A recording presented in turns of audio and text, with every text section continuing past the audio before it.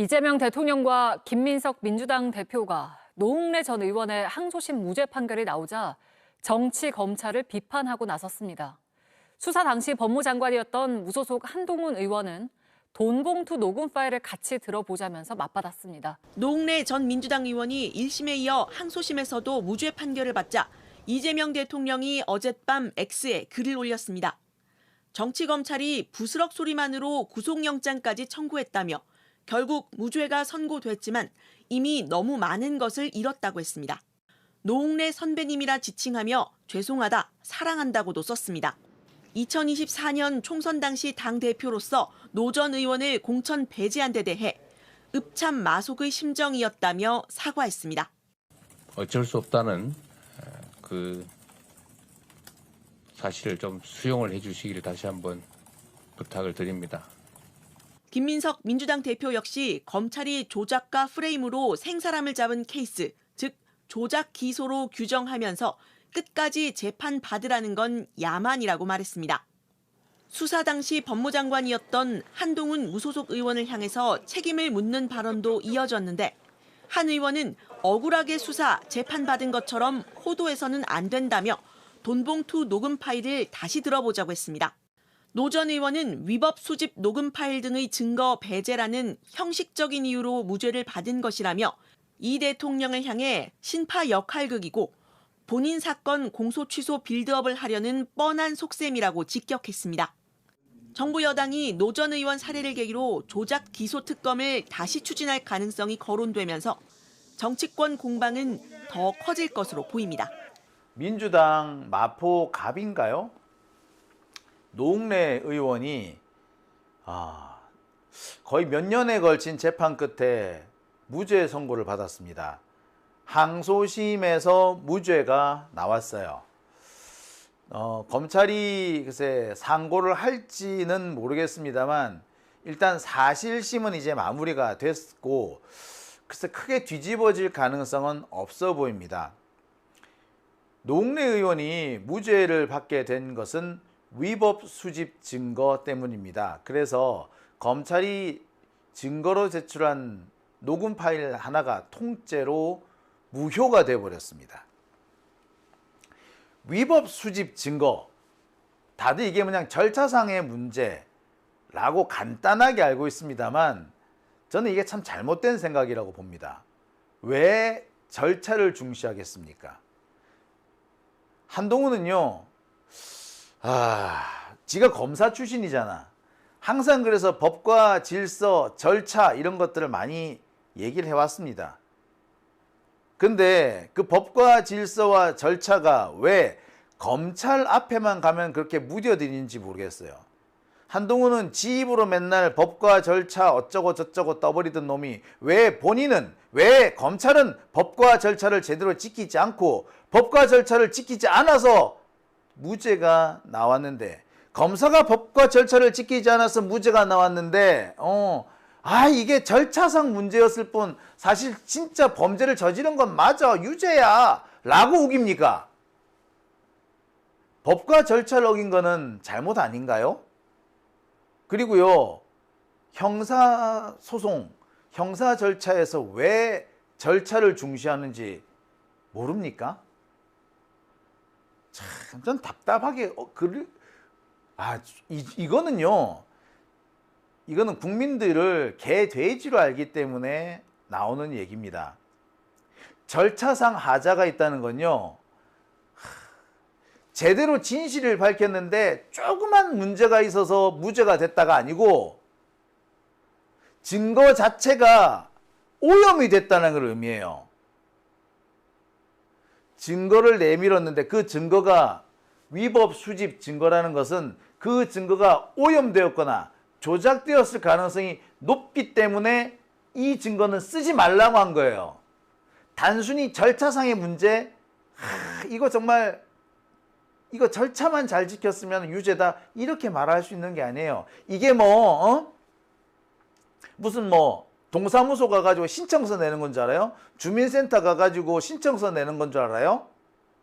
그 절차 좀 잘못됐다고 신청서 먼저 내고 나중 내고 따라서 문제가 달라지고 하는 거 그런 것 같아요? 아니에요. 이거 형사사법 절차예요. 형사사법 절차에서의 절차상 하자는 중대한 문제입니다. 왜?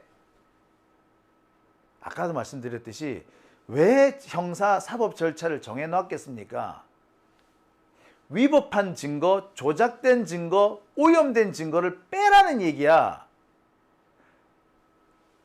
위법한 증거, 조작된 증거, 오염된 증거가 그게 인권을 침해하거나 억울한 사람을 만들 수 있기 때문에 그래서 절차를 지키라는 겁니다. 이거 모르는 사람 없어요. 법조인이라면 모르는 사람이 없습니다. 왜 형사 절차를 만들어 뒀느냐. 자, 조작된 증거다. 예를 들어서 고문을 했다. 고문의 증거다. 고문을 해서 자백을 이끌어냈다. 여러분 압니까? 그 증거 있어요? 어떻게 입증을 할 거야? 옛날에 말입니다. 그 군사 독재 시절에 안기부나 중앙정보부 이런 데는 사람을 잡으면 냅다 두들겨 팼다 그러잖아요. 냅다 두들겨 패놓고 자신들이 원하는 진술을 쓰라고 강요를 하지 않습니까? 그래서 그 진술서를 쓰고 나면은 그때부터 몸에 약을 발라줘요. 그때부터 그렇게 잘해준대. 그래서 그 진술서에 도장을 찍게 만들고 검사 앞에 가가지고 자백을 그때 그 진술서 자신이 쓴 진술서가 맞다라고 확인하게 해주고 그걸로 유죄를 받게 만드는 거예요.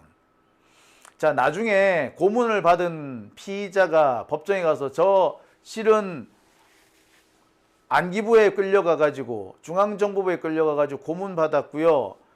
그것 때문에 제가 있지도 않는 허위 자백을 했습니다. 라고 폭로를 해요. 근데 한 번도 그게 받아들여진 적이 없어. 왜? 판사들이 거꾸로 피고인한테 묻습니다. 네가 고문당했다는 증거를 한번 내봐라. 이래. 고문당했으면은 네 두들겨 맞았지? 맞았으면 상처가 있겠네? 상처 한번 꺼내봐봐. 상처가 남아있을 턱이 있나?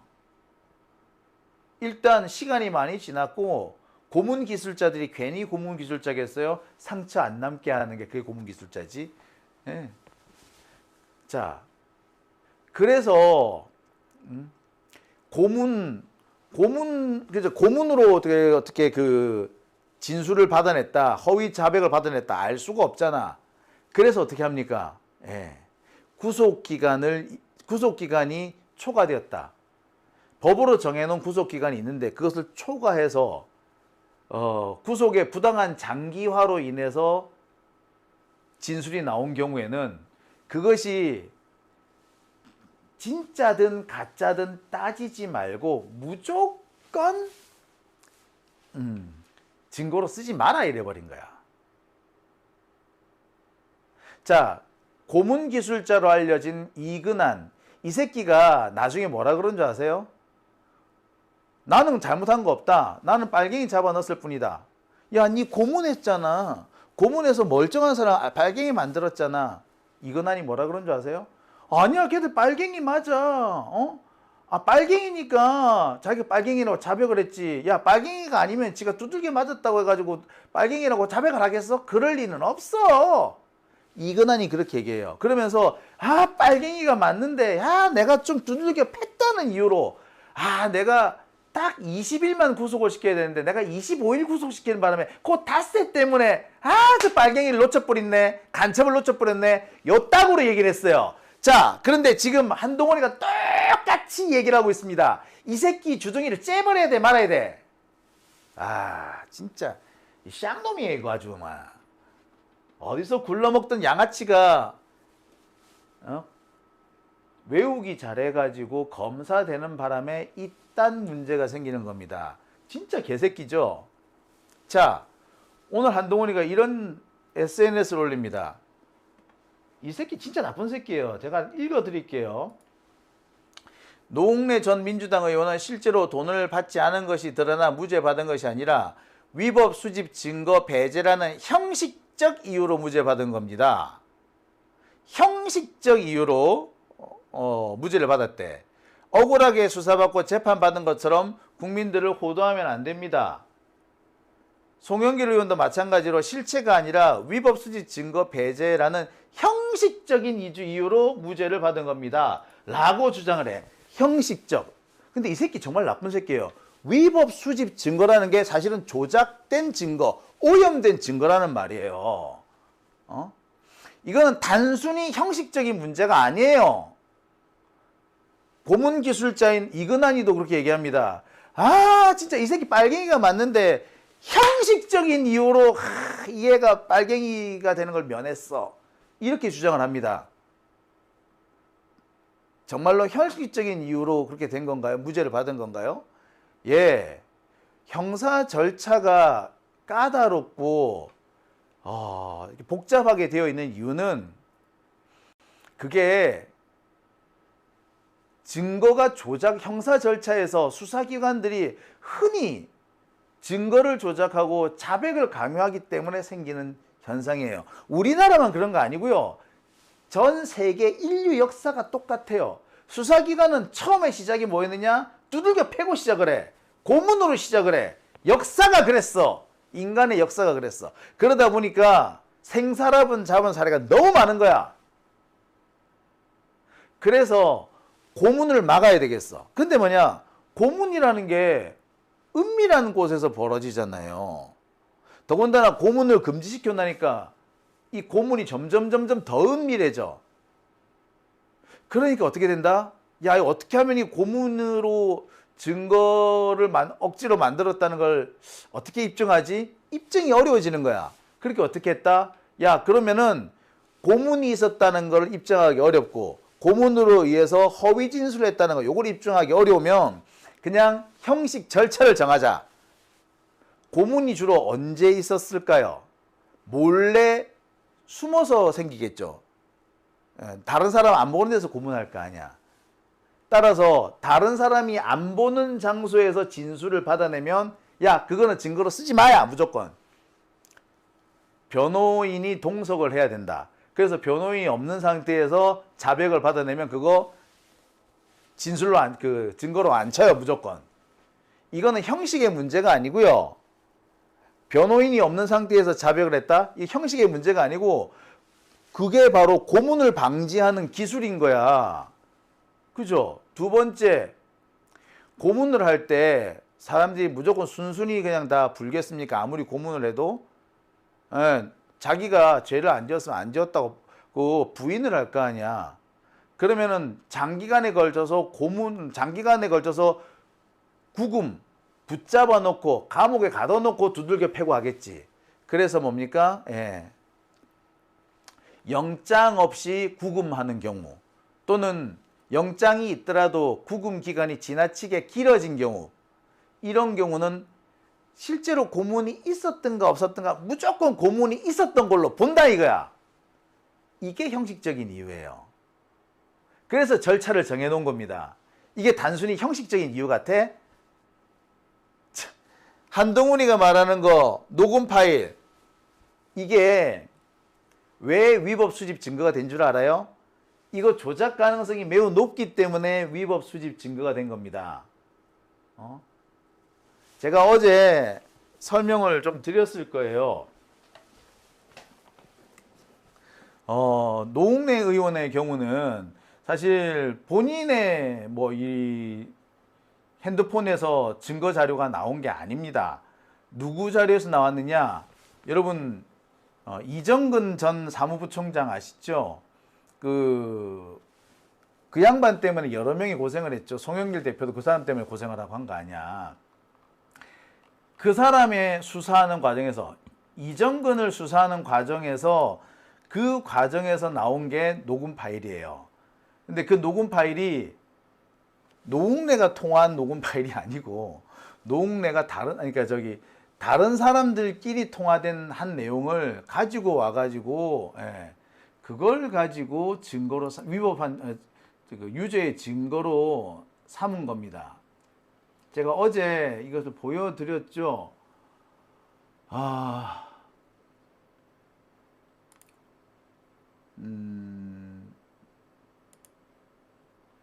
네, 잠시만요. 제가 어제 어제 보여드렸던 자료가 있는데, 여기가 있네요. 자, 제가 어제 보여드렸던 자료를 하나 보여드릴게요.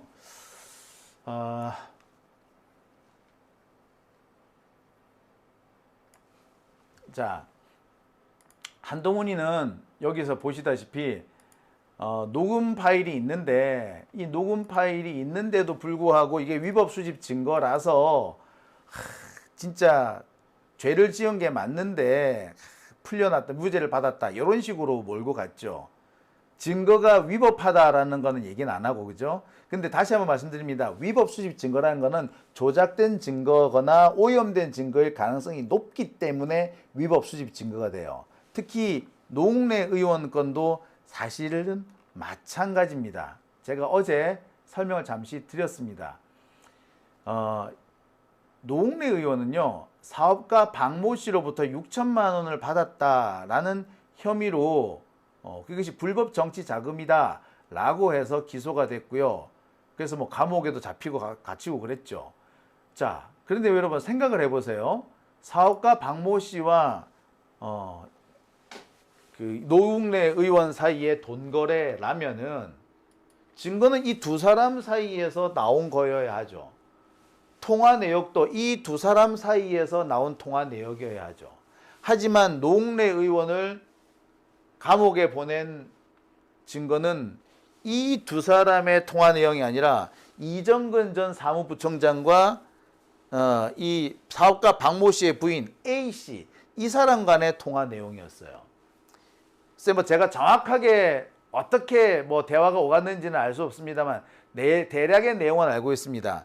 이정근하고 이 박 씨의 부인 A 씨, 이 A 씨가 뭐 가까운 친구 사이였던 모양이에요. 둘이가 뭐 수다를 좀 떠는 게 있었던 것 같습니다. 그러면서 그 와중에 자신의 이 A 씨는 남편 박모 씨의 사업 얘기를 합니다. 그러면서 이 사업이 있는데 이 사업이 이번에 노웅래 의원하고 좀 어떻게 잘 이게 연결이 돼가지고 잘 될 것 같아. 뭐 이렇게 자랑을 한 거예요. 그러면서 야, 이거 일 잘 되는데 내가 돈 좀 썼지. 우리 남편이 말이야 한 6천만 원 썼을 거야. 이런 식으로 허풍을 떱니다.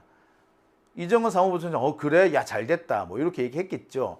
요게 통화 파일로 남아 있었어요. 누구? 이정근 부총장의 통화 파일에 그대로 남아 있었겠지. 이게 나중에 압수수색이 됩니다.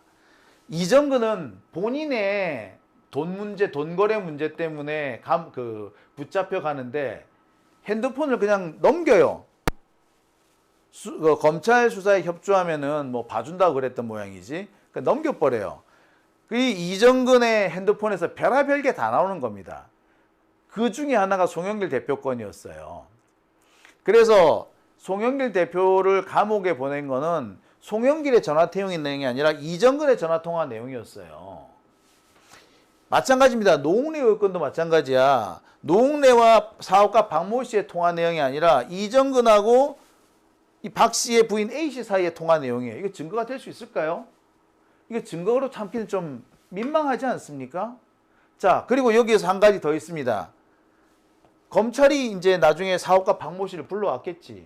야, 니네 마누라가 이렇게 얘기했다던데? 솔직히 불어. 안 불면은 니네 마누라도 감옥 보내고 너도 감옥 갈 줄 알아. 이 박 씨 어떻게 해야 돼? 시키는 대로 합죠. 이렇게 된 거야. 이렇게 된 거예요. 자, 그러면은 이 전화통화가 증거 효력이 있을까요? 이거 없어야 정상이죠. 또는 이 사업가 박 씨의 진술서 증거 능력이 있다고 봐야 됩니까? 없다고 봐야 되죠. 이게 단순히 형식적인 문제예요. 이게 위법 수집 증거 아닙니까? 다시 한번 말씀드립니다. 위법 수집 증거라는 건요, 오염된 증거일 가능성이 매우 높거나 조작된 증거일 가능성이 매우 높기 때문에 나오는 겁니다. 앞서서 제가 설명을 잠시 드렸죠. 외과 수술을 할 때 절대 이 손을 다른 곳에 닿지 못하게 합니다. 수술 도구나 환자의 몸 여기만 닿도록 하고 있어. 그래서 외과 수술하는 사람들은 손을 깨끗이 씻은 다음에 이러고 수술실에 들어가죠. 수술실 문도 손잡이도 안 엽니다. 툭 치고 들어가요. 아시죠? 예. 보통 수술실 문을 여는 거는 이 문 여는 장치가 바닥에 있죠. 바닥을 딱 누르면 문이 탁 열리게 돼 있지 않습니까? 예, 그거예요. 손을 쓰지 말라는 거야. 예. 자, 그리고 가서 라텍스 장갑을 낍니다. 그리고는 수술을 하죠. 라텍스 장갑을 끼고도 어디에다 손을 닿지 말라고 하죠. 왜? 오염이 되기 때문에. 아니, 그런데 그것 좀 닿았다고 해가지고 오염이 됐다라는 보장이 있습니까? 솔직히 없어. 확인이 안 된단 말이야. 확인해 볼 시간도 없고. 하지만 어딘가에 손이 닿으면, 수술 도구나 환자의 몸이 아니라 어딘가에 손이 닿았으면 무조건 오염이 됐다고 간주해 버리지. 이게 간단한 절차상의 하자입니까? 아니요. 간단한 절차상의 하자가 아니라 수술의 안전을 위해서 꼭 필요한 절차지. 왜? 어딘가에 손이 닿았다라는 거는 이게 오염됐을 가능성이 높아지잖아요. 그러니까 아예 못하게 막아버린 겁니다. 위수증 역시 마찬가지예요. 외과 수술 의가 아무데나 손이 안 닿도록 하는 것과 똑같은 이치인 거야. 그런데 뭐 단순히 형식적인 문제 때문에 무죄가 나왔다고? 에이, 개새끼 진짜. 저런 새끼가 검사였다니. 아유, 진짜 이래니까 대한민국이 망하는 거예요. 어? 아유, 정말 그 주둥아리를 돌로 내려 찍고 싶습니다. 아유, 나한테 돌멩이를 주면은 내가 저 한동훈이 입을 내려 찍어버리고 싶어. 어디서 저렇게, 아유, 법을 배웠다는 사람이 저따구로 해요? 어? 참.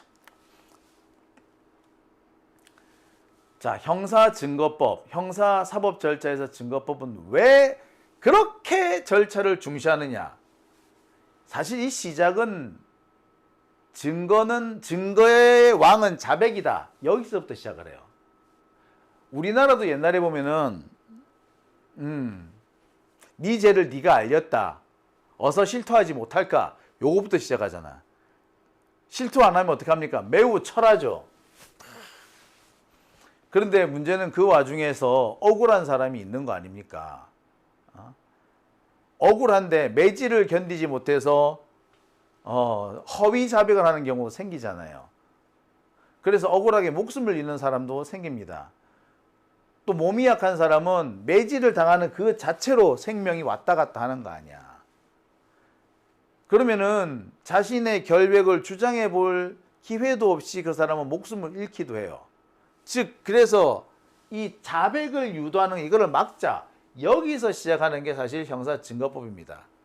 고문이 너무 만연해 버리거든. 자백을 자꾸 요구를 하게 되면. 그래서 어떻게 된다? 자백을 아예 증거에서 빼버리기 시작한 겁니다. 자, 근데 자백을 뭐 증거에서 완전히 뺄 수는 없잖아. 그러니까 어떻게 한다? 예. 아주 엄격한 조건 하에서만 자백을 증거로 인정을 해주는 겁니다. 그게 바로 뭡니까? 형사증거법, 형사절차증거법인 거예요. 형사 절차가 그렇게 해서 나오기 시작한 겁니다. 고문 때문에, 고문을 방지하기 위해서 만들어진 게 형사절차법이었던 거예요. 그런데 여기에서 하나 문제가 나옵니다. 이렇게 고문을 금지시키다 보니까, 그리고 고문을 통해서 나온 이 자백을 인정을 안 해주다 보니까 점점 이 고문 기법이 교묘해집니다. 잘 드러나지 않는 거야. 잘 드러나지 않기 때문에 고문을 했는지 안 했는지를 몰라. 고문을 했다라는 것만 확인되면 이걸 그냥 증거로 안 쓰면 되는데, 그거 어떻게 합니까? 예. 야, 고문을 했는지 안 했는지 알 수는 없어. 하지만 요런 경우에는 고문을 주로 했더라 라고 보는 거야. 그래서 어떻게 합니까? 야, 다른 사람이 없는 데서 고문이 다른 사람이 없는 데서 자백을 받았다. 보통 그렇잖아요. 고문이란 게 그렇잖아. 다른 사람이 없는 데서 두들겨 패잖아. 다른 사람이 있는 데서 두들겨 패지는 않잖아요. 다른 사람이 없는 데서 자백을 받았다. 그랬으면 이거는 고문이다 라고 간주를 해버리시게 하는 거예요. 그래서 우리는 어떻습니까? 반드시 변호사가 입회한 상태에서 자백을 받아야지 자백으로 인정해 준단 말이야. 그게 뭐냐면 불법 수사의 특징을 잡는 거예요. 보통 고문은 은밀한 곳에서 이루어지기 때문에 공개적인 장소에서 받은 자백이 아니면 자백으로 인정 안 한다. 두 번째, 고문은 장기간 피의자를 붙잡아 놓고 두들겨 패면서 자백을 받아내는 거지. 그러니까 장기간 붙잡아 두지 못하게 해야 되겠죠. 그래서 영장 없이 구속되었으면 그 상태에서 자백을 한 거면 무조건 그거는 불법 증거, 불법 자백으로 봅니다. 자백으로 인정 안 해주는 거야. 뭐냐? 불법 수사의 특징을 딱 잡아가지고 그 특징을 금지시키는 거예요. 그래서 변호사 없는 상태에서 자백한 거, 구속영장 없는 상태에서 자백을 한 거, 구속영장이 있었지만 너무 장기화돼서 자백을 한 거, 요거는 다 뭐다? 이건 다 고문에 의한 거다라고 간주를 해버리는 거야. 그런데 영장 없이 체포해 가가지고 자백을 했는데 어쨌거나 영장이라는 형식적인 절차를 안 거치는 바람에 빨갱이 놓쳤어, 범인 놓쳤네, 이렇게 말하면 됩니까? 안 되는 거죠. 영장 없이 누군가를 잡아갔다라는 건 뭘 말한다? 그 사람을 위협, 협박, 고문해가지고 범죄를 만들었다, M1 사람을 범죄인으로 만들었다 라고 볼 수 있기 때문에 금지시킨 거예요. 위법 수집 증거도 마찬가지입니다. 검찰이나 수사기관이 불법적인 증거, 그렇게 불법적으로 증거를 수집을 하면은 증거가 오염되었거나 조작되었을 가능성이 매우 높기 때문에 금지시킨 거예요. 위법 수집 증거가 괜히 위법 수집 증거인 줄 알아? 참, 이게 단지 인권 보호를 위해서 나온 줄 알아? 아니요. 그거 인권 보호를 위해서 나온 게 아니고 M1 억울한 사람이 생기는 걸 막기 위해서 나온 거예요. 불법 수사의 특징을 딱 잡아가지고 불법 수사는 영장 없이 이루어지는 수사구나, 불법 수사는 구속이 부당하게 장기화돼서 벌어지는 수사구나, 불법 수사는 다른 사람이 안 보는 곳에서 자백받는 게 불법 수사구나, 요렇게 한 거예요. 영장 없는 경우, 구속이 장기화된 경우, 그 다음에 다른 사람이 없는 경우, 변호사 입회하지 않은 상태에서 자백받은 경우, 이러면 무조건 자백이 있어도 인정을 안 해주는 겁니다. 이게 단순히 형식상의 문제예요. 절대 형식상의 문제 아닙니다.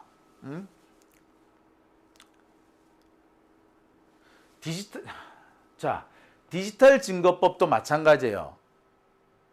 왜 디지털 증거법이 만들어졌느냐?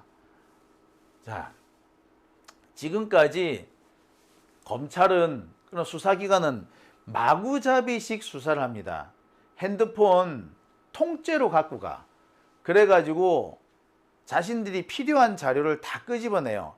심지어 핸드폰에 들어있는 이번 사건과 관련 없는 다른 사건까지 끄집어냅니다. 예를 들어 이런 거예요. 흔히 옛날에 고위공직자들이 많이 걸려든 사례인데 핸드폰을 뺏기잖아. 그럼 검사들이 맨 먼저 뭘 찾아내는 줄 알아요? 이 공무원이 혹시 내연녀가 있는지를 찾아내. 내연녀가 있는지를 찾아내. 그래서 그 내연녀가 있잖아. 그러면 그걸 가지고 물고 들어가기 시작해. 내연녀가 없으면 어떻게 한다? 자주 가는 술집이 있을 거 아니야. 술집 마담을 끌고 들어와. 네 마누라가 이 마담 알아? 이러면서 네 저기 마누라한테 이 술집 마담 알려버린다. 이렇게 하는 거야. 또 있지. 그런 것도 없는 경우에 보통 자녀 문제를 물고 들어줍니다. 고위공직자들도 자녀들한테는 약하잖아. 옛날 같은 경우 특히 선생님들한테 이 촌지 이런 거 많이 찔러주잖아요. 그래서 이 고위공직자가 자녀의 담임 선생님한테 촌지 준 거, 요런 걸 끄집어내는 거야. 야, 아니 선생님한테 돈 봉투 내밀었네. 이거 뇌물인 거 알지?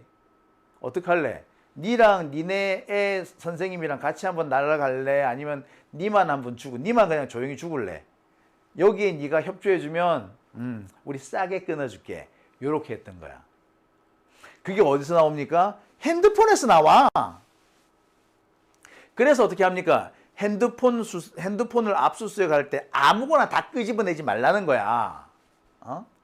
딱 필요한 것만 끄집어내라고 한 겁니다. 달리 위법 수집 증거가 된 줄 알아? 그 핸드폰에서 나온 그 녹음 파일 달리 위법 수집 증거가 된 줄 알아요? 그래서 위법 수집 증거가 된 겁니다. 이정근 부총장 경우 돈 거래한 게 되게 또 많았던 모양이에요. 이 돈 거래한 거 이런 거 전부 다 사기로 처벌하겠다라고 위협을 합니다. 그 이정근이 그걸 피하기 위해서 이런저런 걸 다 써주죠. 소위 말하는 이정근 노트가 그래서 나왔어. 그 이정근 노트 가지고 검찰이 송영길 잡아놓고 노웅래 잡아넣은 거 아니에요. 여러분 혹시 기억하실 겁니다. 저기 이정근 노트 그 시사 저널인가 거기서 엄청나게 많이 보도했던 거 기억하시죠? 그게 뭡니까? 위법 수집 증거예요. 달리 위수증인 줄 알아요? 그래서 위수증이라는 거야. 예. 자, 왜 디지털 증거법에서 이렇게 중요하느냐면 피의자 주변을 탈탈 털어버리면은요. 아까도 말씀드렸듯이 직접 관련이 없는 사실까지 끼워 맞출 수가 있어요. 또는 별건 수사를 할 수 있어요. 그러면 엉뚱한 사람을 죄인으로 만듭니다. 자, 아까 이정은 부총장 같은 경우 본인이 살기 위해서 본인이 억울하게 이것저것 다 뒤집어 쓰게 생겼어. 그러니까 본인이 살기 위해서 다른 사람 얘기를 분 거예요. 근데 그거를 가지고 증거로 삼는 겁니다. 근데 이정근이 다른 사람에 대한 얘기를 풀었다고 해서 그게 정확한 내용일까요? 사실은 정확한 내용 아니야. 근데 자, 이정근이 자백을 했어. 야, 노웅래 너 빨리 안 불어? 이렇게 되는 거예요. 자, 그때 나온 증거를 증거로 인정하면 되겠습니까? 그 증거로 인정하면 안 돼요. 당연한 거 아닙니까? 왜? 그 증거는 오염된 증거이거나 조작된 증거이거나 그냥 끼워 맞춰진 증거일 가능성이 매우 높잖아요. 자, 예를 하나 들어볼게요. 이 보도, 한동훈 보도를 놓고 SBS가 한동훈을 엄청 옹호하는 그런 기사를 쓴 모양인데, 자, 그래서 제가 SBS를 예를 한번 들어보겠습니다. SBS 모그룹이 태영그룹이죠. 지금 태영그룹이 상당히 어렵습니다. 워크아웃 단계를 지금 진행하고 있죠. 자, 근데 만약에 예를 들어서입니다. 태영그룹이 워크아웃을 하고 있을 때 그 직전 무렵에 검찰 고위직과 태영그룹 오너 사이에 통화가 있었다고 칩시다. 의심스럽지 않나요? 사실 그때 태영그룹 워크아웃이 아니라 청산이 되어야 한다는 그런 얘기도 많았어요. 도저히 이 회사는 회생할 가능성이 없다. 그런 얘기까지 있었어요. 근데 어떻게 겨우 살아나. 자, 그런데 그때 검찰 고위직하고 태영그룹 오너하고 통화가 있었다 칩시다. 이거를 어떻게 제3자를 수사하다가 확인을 했네. 그래서 압수수색을 해가지고 요 녹음 파일을 털었네. 자, 녹음 파일을 터니까 이런 게 나오네. 도와드리지 못해서 죄송합니다. 아유, 지금까지 도와주신 것만 해도 큰 힘이 돼요. 아유, 뭐 그 정도 가지고 그러세요. 뭐 요런 대화를 했다 쳐요. 그냥 일상적인 대화죠. 어려움에 처한 이런 사람들한테 내가 예의상 인사치레를 하는 얘기입니다. 그런데 이거를 보기에 따라서 약간 색깔이라든지 시각을 바꿔놓고 보면은 뭐야 이거? 도와드리지 못해 죄송해? 그래. 지금까지 도와준 건 그럼 엄청나다는 얘기야? 지금까지 도와주신 것만 해도 큰 힘입니다. 그럼 지금까지 많이 도와줬어? 더 못해줘서 미안한 거야? 아유, 뭐 그런 거 가지고 그러세요. 맞네. 야, 뭔가 큰 걸 도와줬네. 이렇게 되겠죠. 근데 이렇게 수사하면 됩니까? 안 되죠. 근데 검찰은 이런 걸로 수사를 한다 이거야. 왜? 자, 만약에 여기에 SBS 검찰 출입 기자가 이 검찰 고위직과 또 통화를 한 게 나왔다. 연결, 우와, 이거 뭐 그럴싸한 그림이지 않나요? 근데 자, 이거 흔히 검사들이 지금까지 민주당이나 뭐 조국이나 이런 사람들 후려잡을 때 흔히 쓰던 그림 아니야? 그죠? 늘 보던 그런 그림 맞죠?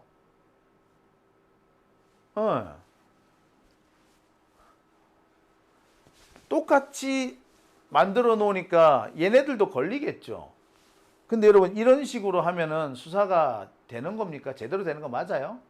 안 되죠. 그러니까 어떻게 된다? 요렇게 되는 증거 자체를 그냥 아예 쓰지 마. 아예 쓰지 마 하는 거예요. 어떻습니까? 이게 단순히 형식상의 문제인가요?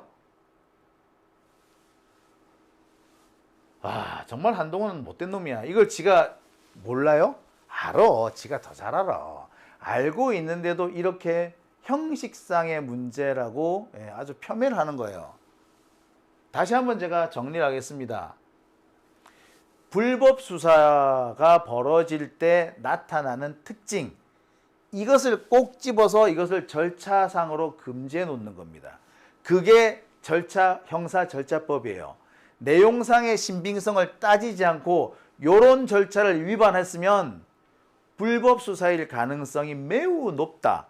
조작 수사일 가능성이 매우 높기 때문에 그냥 따지지 말고 그냥 다 증거로 삼지 마 이래 버리는 겁니다. 실제로 불법 수사가 있었든 없었든 이 절차를 어겼으면 그냥 증거로 쓰지 마 이래 버리는 거야. 그래야지 애시당초 불법적인 행위를 안 한다 이거야. 이런 겁니다. 핸드폰도 마찬가지예요. 옛날에는 피의자가 검찰청 들어가죠. 그러면 무조건 핸드폰부터 뺏어 놓고 봤어. 그래서 옛날에 어떤 경찰이 그런 얘기를 한 적이 있어요. 장 기자님 그런 일은 없겠지만 혹시 검찰청에 불려갈 일 있으면요. 핸드폰 절대 가지고 가지 마세요. 혹시 가지고 가더라도요. 화단에 집어 던져놓고 가세요. 이렇게. 그 정도였어요. 심지어 그 경찰은 나한테 뭐라고 하세요? 장 기자님 핸드폰요. 그 두세 달에 한 번씩 꼭 바꾸세요. 그랬다니까. 그러면서 검찰이 뭐 가잖아? 그럼 일단 무조건 핸드폰부터 뺏고 시작하는데. 그래서 그 사람의 개인사를 탈탈 터는 거야. 그래서 약점을 찾아내. 그래서 이 약점을 안 터뜨릴 테니까 야 너 요거는 네가 덮어 쓰자이? 요렇게 했던 거야. 그거예요. 그러니까 어떻게 한다? 핸드폰을 통째로 압수수색하는 거 허락을 한다 안 한다? 허락 안 한다. 아예 안 해버리는 거야. 핸드폰을 통째로 압수수색을 해가면 요거 중에 별건을 잡거나 약점을 잡아가지고 엉뚱하게 자백을 강요하는 게 될 수 있기 때문에 통째로 핸드폰을 압수수색한다? 못하게 막아버린 거야. 그래서 위법 수집 증거가 되는 겁니다. 이번에 노웅래 의원 건도 그거예요. 그래서 위수증입니다. 즉 뭐냐? 실제로 위법이 있는지 없는지 따지지 않고 위법의 가능성이 높기 때문에 그냥 애시당초 증거에서 빼버리는 거야. 그래서 요즘에 실제로 검찰청에 가더라도 핸드폰 들고 가더라도 핸드폰 안 뺏어요. 옛날에는 무조건 뺏고 시작을 했어. 근데 요새는 안 뺏어. 옛날에 핸드폰 가져가가지고 하나씩 다 봤어. 문자 메시지 다 검색하고 막 그랬거든. 요새 안 하잖아. 그렇게 하면은 그 과정에서 획득한 정보는 무조건 위법으로 쳐버려. 증거 인정을 안 해줘 버리거든. 그러니까 핸드폰 막 뒤지고 하는 거 못 한단 말이야.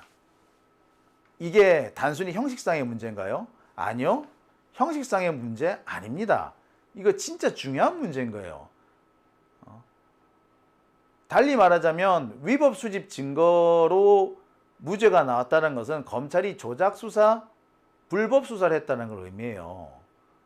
오염된 증거를 만들어냈다는 걸 말한 겁니다. 즉, 그 과정에서 수사 과정에서 검사의 강압이나 협박이나 조작으로 잘못된 자백이나 진술이 나왔었다라는 걸 의미해요. 말 그대로 검찰의 조작 수사가 있었다는 걸 의미합니다. 그런데 우리나라 사법제도에서는요, 사실 판사 검사들이 이 절차상 하자를 잘 인정 안 해줍니다. 절차상 하자가 있더라도 실체적 진실을 더 중시해요. 그래서 실체적 진실이 맞잖아요. 그러면은 절차상 하자가 약간 있더라도 그냥 눈 감아 줍니다. 예를 들어 이번에 노웅래 의원 사건도 그래요. 외형상은 절차상 하자를 들었죠. 하지만 실질로 들어가잖아요. 야, 이 검사가 이거 뭐 택도 아닌 이런 말도 안 되는 수사를 했어 라고 본 거야. 자, 그런데 판결문에 아유, 검사가 정말 택도 아닌 거 가지고 수사를 했어요. 공소 자체가 너무 가짜네요. 이렇게 쓸 수 없잖아. 그럼 어떻게 합니까? 아, 증거 능력에 이게 증거 절차법, 증거법에 하자가 있어서 위법 수집 증거 절차상 하자가 있네요. 그래서 이건 무죄입니다. 이렇게 만들어 버려요. 이것뿐만 아닙니다.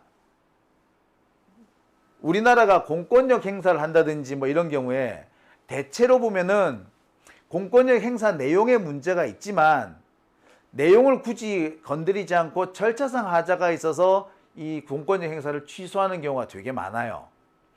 예를 들어서 왜 그 건물 철거하는 거 있죠. 건물 철거 명령이 내려왔는데 그 건물주가 만약에 그 소송을 냈다고 칩시다. 내용을 보니까 이거 분명히 그 철거 명령 자체가 부당해요. 잘못 내려졌어.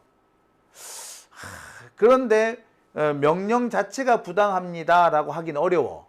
그럼 어떻게 합니까? 그냥 절차상 하자가 있네요. 라고 그렇게 해서 그 철거 명령을 그냥 철거 명령을 이렇게 취소시켜 버립니다. 내용상의 문제가 있지만 내용상의 문제를 굳이 건드리지 않고 절차상 하자가 있네요 하면서 그냥 취소시켜줘요. 그래서 절차상 하자인 경우 대부분이 실은 내용상 문제가 있는 경우예요. 위법 수집 증거도 마찬가지입니다. 만약에 노웅래 의원이 진짜로 문제가 되는 돈을 받았으면 이것이 위법 수집 증거였다고 하더라도 유죄 나왔을 거야. 하지만 아무리 봐도 좀 기소 내용이 엉터리인 거야.